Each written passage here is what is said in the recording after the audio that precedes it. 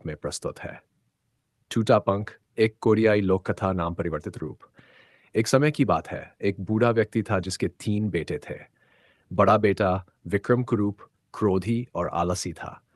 बीच वाला बेटा मोहन निपट मूर्ख था, जिसे अपनी समझ से कुछ भी नहीं सूझता था।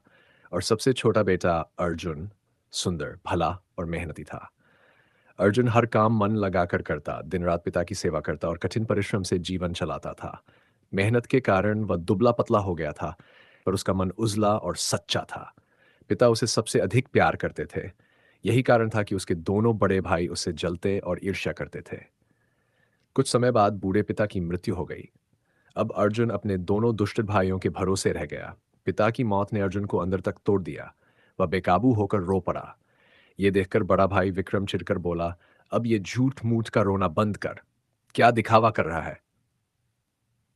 मोहन, जो हमेशा अपने बड़े भाई की हाँ में हाँ मिलाता था, बोला, हाँ हाँ, झूठ मूठ का रोना बंद कर। मोहन का दिमाग बहुत हल्का था, बस वही दोहराता जो विक्रम कहता।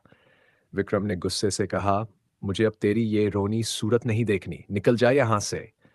इतना कहकर उसने अर्जुन की गर्दन पकड़ ली, उसे घर से बाहर धकेल दिया और सूखी रोटी का एक टुकड़ा फेंकते हुए बोला, ले जा, यही तेरी विरासत है, और अब यहां से दफा हो जा। दोनों भाई हंसते हुए भीतर चले गए, जबकि अर्जुन की आंखों में आंसू थे। वह जानता था कि उनसे दया की उम्मीद करना बेकार है। वह चुपचाप जंगल की ओर चल पड़ा। जंगल पर पहुंचकर ध्यान जंग पहुंचकर अर्जुन ने कुछ लकड़ियां और सूखी घास इकट्ठी की और एक छोटी सी कुटिया बना ली।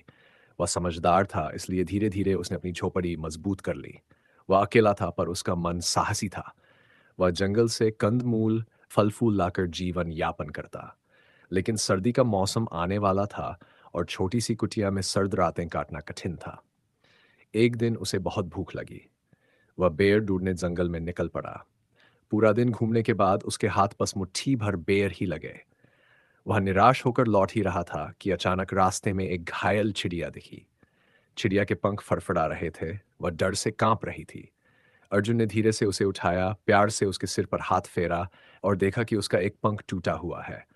उसने चिड़िया को अपनी कुटिया में ले जाकर मुलायम घास पर लिटा दिया और अपने सारे बेर उसी को खिला दिए। अर्जुन ने उसकी सेवा पूरे मन से की। दिनों तक उसकी देखभाल की, कभी पानी पिलाता, कभी औषधि लगाता। धीरे धीरे चिड़िया ठीक हो गई और एक सुबह उड़ गई। चिड़िया के जाने से अर्जुन उदास हो गया, क्योंकि अब वह फिर अकेला था। पर अगले दिन सुबह ही उसे वही मीठी चहचहाहट सुनाई दी। वह बाहर निकला। सामने वही चिड़िया थी। उसकी चोंच में एक छोटा सा बीज था। चिड़िया बोली, तुमने मेरी सेवा की, मुझ पर दया की, यह मेरा आशीर्वाद है। इस बीज को बो दो, तुम्हारा भाग्य चमक उठेगा। इतना कहकर वह उड़ गई। अर्जुन बीज अपनी कुटिया के बाहर बो दिया। अगली सुबह जब वो उठा तो देखा कि उसकी कुटिया पर छाया फैल गई है। उसने बाहर झांका। चारों ओर हरे पत्तों की छाया थी। बेल इतनी बड़ी थी कि पूरी कुटिया ढक गई थी। उस पर लटक रहे थे सैकड़ों सुनहरे कुम्हड़े।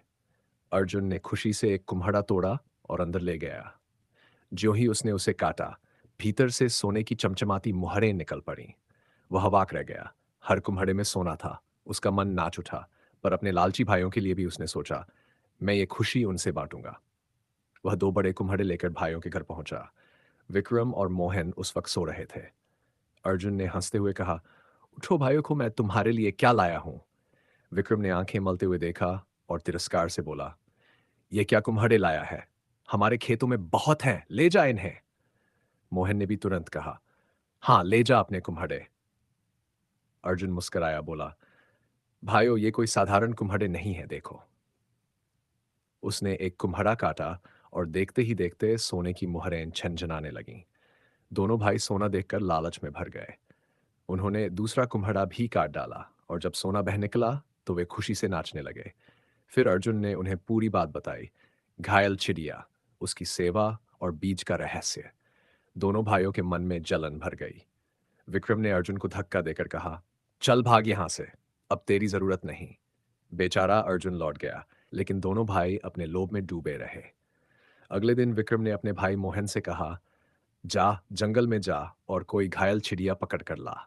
वह लालच से बोला, अगर खाली हाथ लौटा तो तेरा बुरा हाल कर दूंगा। मोहन डरता डरता जंगल गया। पूरा दिन बीत गया, पर कोई घायल चिड़िया नहीं मिली। भय और हताशा में उसने एक चिड़िया पकड़ी और उसका पंख तोड़ डाला। अब भाई खुश होगा। नाइक उसने सोचा, वह चिड़िया को घर लाया। दोनों ने मिलकर उसे जबरन खाना खिलाया, पर दया नहीं दिखाई। फिर भी चिड़िया धीरे-धीरे ठीक हुई और एक दिन उड़ गई। अगले दिन वह भी एक बीज लेकर आई और उनके पैरों पर गिराकर उड़ गई। दोनों भाई बेहद खुश हुए। अब हम हमारी बारी है सोने की। उन्होंने बीज बोया और पूरी रात सो नहीं सके। सुबह देखा बेल सचमुच उग आई थी, बहुत बड़ी और हरी भरी। विक्रम बोला, चल जल्दी काटते हैं। उन्होंने एक बड़ा कुम्हड़ा काटा, पर उसके भीतर से निकले सांप, छिपकलियां और मेंढक। वे भय से चिल्ला उठे। उन्होंने दूसरा कुम्हड़ा काटा। वही नतीजा। सारे कुम्हड़ों में से डरावने जीव निकल पड़े।